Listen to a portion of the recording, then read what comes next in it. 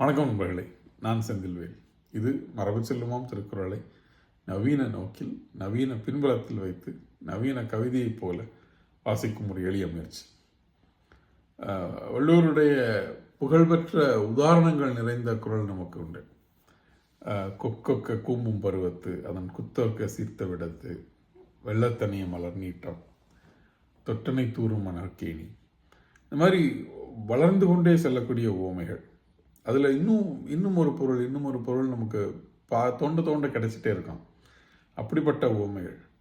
அந்த லிஸ்ட்டில் காதலுக்கு ஒரு உவமையை சொல்கிறார் இன்னைக்கு. ஒருதலையான் இன்னாது காமம், ஒருதலையான் இன்னாது காமம் காப்போல இருதலையானும் இனிது.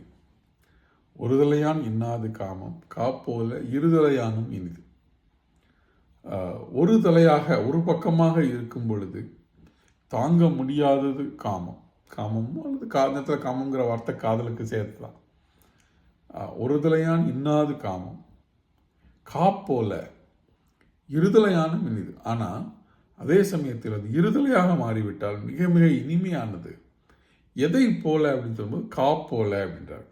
என்கிறது நேரத்தில் காவடி தண்டு, ஒரு சுகமான சுமை, ஒரு சுமையை டிஸ்ட்ரிபியூட் பண்ணக்கூடிய ஒரு தண்டு. அது ஒரு காவடி தண்டு. எப்படி அதை நீங்கள் இமேஜின் பண்ணி பார்ப்போம். ஒரு பக்கமாக மட்டுமே ஒரு காவடி தண்டில் ஒரு பக்கம் மட்டும் நம்ம சுமையை போட்டுட்டு நம்ம ஒரு இடத்த கிராஸ் பண்ணணும் அப்படின்னா, ஒரு மலையை ஏறி கடக்கணும் அப்படின்னா, நம்முடைய மொத்த எனர்ஜியும் அந்த வெயிட்டை ஃபைட் பண்ணுறதுலேயே போயிடும். அந்த எடையோட கடந்து போராடிட்டு இருக்கிறதுலேயே நம்முடைய எல்லா எனர்ஜியும் காலியாகிடும். நாம் எப்படி மலையை கடக்கிறது? கிட்டத்தட்ட காதலும் அது போல தான் சொல்கிறார். காதல் பகிர்ந்து கொள்ளும் பொழுது பகிர்ந்து கொள்ளக்கூடிய காமம் எத்தனை வாழ்க்கை எவ்வளோ எளிமையானதாக ஆக்குகிறதோ அதற்கு நேர் தலைகீழாக நம்ம செல்லுகின்ற பயணத்தை கடினமாக்கக்கூடிய ஒருதலை காவடியைப் போல, ஒரு பக்கமாக சாயும் காவடியைப் போல, ஒரு பக்கம் மட்டுமே வெயிட் இருக்கக்கூடிய காவடியைப் போல காதலும் ஒருதலையாக மாறும் பொழுது அதுவே ஒரு சுமையாகி விடுகிறது, அதுவே ஒரு தொந்தரவாகி விடுகிறது அப்படின்னு சொல்லி ஒருதலை காதலுடைய வலியை சொல்லும்போது சொல்கிறார்.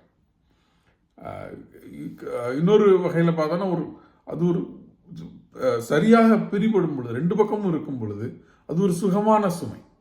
ஆனால் அதே சுமை மிக வலிமிகுந்த சுமையாக ஒருதலையாக மாறும் பொழுது மாறிவிடுகிறது. அதனால் காமம் ஒரு காவடி தண்டு போல அப்படின்னு சொல்கிறார்.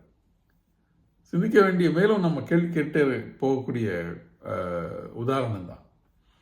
காமம் ஒரு சுமைங்கிறதையும் ஒத்துக்கிறார். இதில் ரெண்டு பேரும் சேர்த்து தான், ரெண்டு பக்கமும் சரிசமமாக தான் தூக்கி சுமக்கணுங்கிறதையும் சொல்கிறார். அந்த வகையில் இது காதல் ஒரு சுமை. ஆனால் அதை சுமையாக சுகமான சுவையாக மாற்றணும்னா அதற்கான சரியான பங்கீடு இருக்கணும் அப்படின்னு சொல்கிறார். நிறைய ஆழமுள்ள குரல்னு தான் நினைக்கிறேன். சிந்திக்கலாம். ஒருதலையான் இன்னாது காமம் காப்போல இருதலையானும் இனிது.